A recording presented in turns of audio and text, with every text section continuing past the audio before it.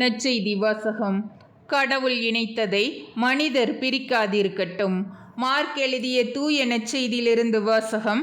அதிகாரம் 10, இறைவசனங்கள் 1 முதல் 12. இயேசு புறப்பட்டு யூதேய பகுதிகளுக்கும் யோர்தான் அக்கரை பகுதிகளுக்கும் வந்தார். மீண்டும் மக்கள் அவரிடம் வந்து கூடினர். அவரும் வழக்கம் போல மீண்டும் அவர்களுக்கு கற்பித்தார். பரிசேயர் அவரை அணுகி, கணவன் தன் மனைவியை விலக்கி விடுவது முறையா என்று கேட்டு அவரை சோதித்தனர். அவர் அவர்களிடம் மறுமொழியாக, மோசே உங்களுக்கு இட்ட கட்டளை என்ன என்று கேட்டார். அவர்கள், மோசே மணவிலக்கு சான்றிதழ் எழுதி அவரை விலக்கி விடலாம் என்று அனுமதி அளித்துள்ளார் என்று கூறினார்கள்.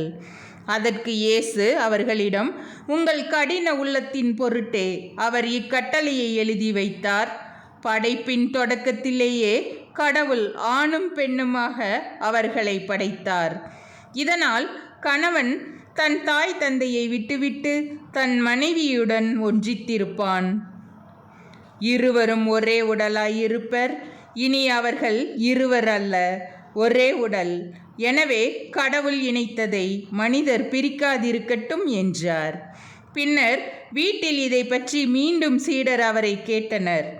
இயேசு அவர்களை நோக்கி, தன் மனைவியை விலக்கிவிட்டு வேறொரு பெண்ணை மணப்பவன் எவனும் அவருக்கு எதிராக விபச்சாரம் செய்கிறான். தன் கணவரை விலக்கிவிட்டு வேறொருவரை மணக்கும் எவரும் விபச்சாரம் செய்கிறாள் என்றார். ஆண்டவரின் அருள்வாக்கு. கிறிஸ்துவே உமக்கு புகழ்.